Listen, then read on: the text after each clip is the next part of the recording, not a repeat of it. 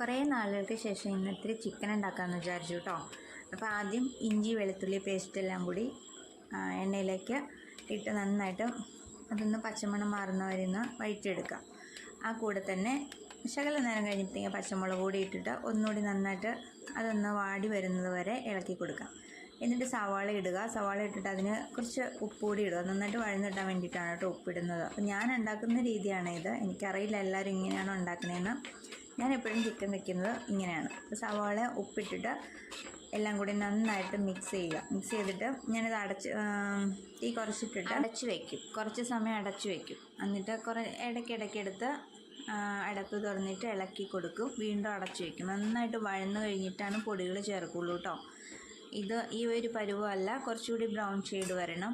ഇന്നിപ്പോൾ എനിക്ക് കുറച്ച് തിരക്കാണ്. അപ്പം ഞാൻ അതുകൊണ്ട് കുറച്ച് ഉടായ്പാണ് കാണിക്കുന്നത്. പക്ഷേ ഇത്രയൊക്കെ ആയപ്പോഴത്തേക്കും ഞാൻ പൊടികൾ ചേർത്തു വിട്ടു. വഴന്നിട്ടുണ്ട് നന്നായിട്ട്, അത്യാവശ്യം നന്നായിട്ട് വഴന്നിട്ടുണ്ട്.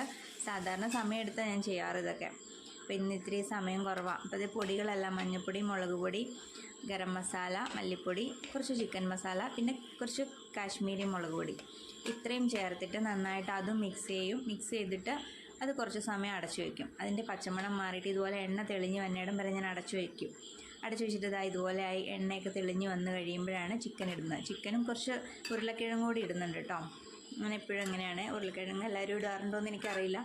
ഇതെല്ലാം കൂടി ഒന്ന് മിക്സ് ചെയ്യും. എന്നിട്ട് അതിലേക്ക് തിളച്ച വെള്ളം ഒഴിക്കും. തിളച്ച വെള്ളം ഒഴിച്ചിട്ട് അടച്ചു വെച്ച് നന്നായിട്ട് വേവിച്ചെടുക്കാം. ചിക്കനൊക്കെ നന്നായിട്ട് തിളച്ചിട്ടുണ്ട്, വെന്തിട്ടില്ല കേട്ടോ.